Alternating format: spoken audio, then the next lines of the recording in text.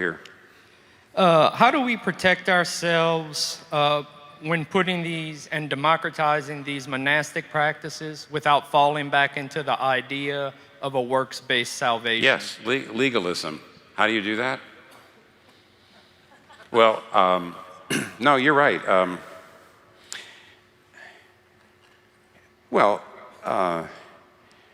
When you're preaching the gospel, you always have to say, Martin Luther said, and he actually did say this somewhere, I finally found it.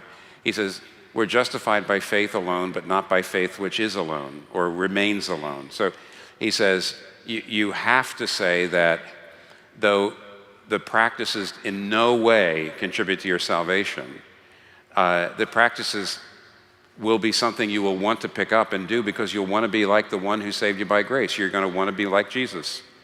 If you don't want to be like Jesus, I'm not sure you were saved by grace. I mean, that's a hard dialectic to get across to most people, because if you push grace, some people say, well then, why should I work that hard at all this stuff? And if you push the work, then people say, well, you're not saved by grace. But some of you know this because I've used it. When I was evangelizing a woman who eventually became a Christian, but she wasn't a Christian at the time, and she was saying she'd gone to church, and she'd always been told you're saved by being a good person.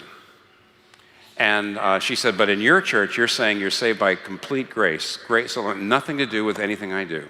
Doesn't matter how much I pray, doesn't matter how good I am, no matter what I do, I can't say I'm saved by grace. And she says, I don't know why more churches don't preach that. And I said, well, why do you think they don't preach it? And she says, I'll tell you why.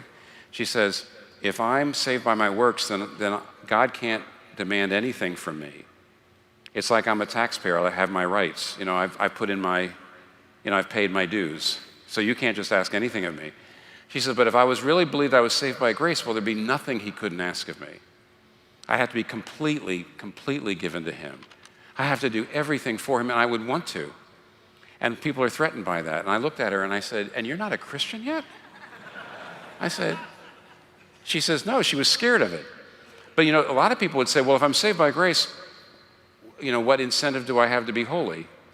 And her answer was, when you say, if I'm saved by grace, what incentive do I have to be holy? It means the only incentive you can imagine is fear.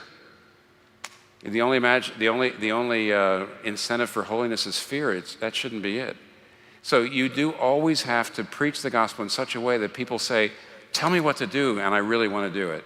But it's motivated by grace. So that's always a problem. No doubt about it. You're going to have to do that all the time. Otherwise, a pride in works righteousness comes in and say, look at where I'm getting through. I'm doing all this stuff. So you're right. It's a problem. You just have to tackle it like that. Preach the gospel more deeply, or at least more extensively. So good point, though.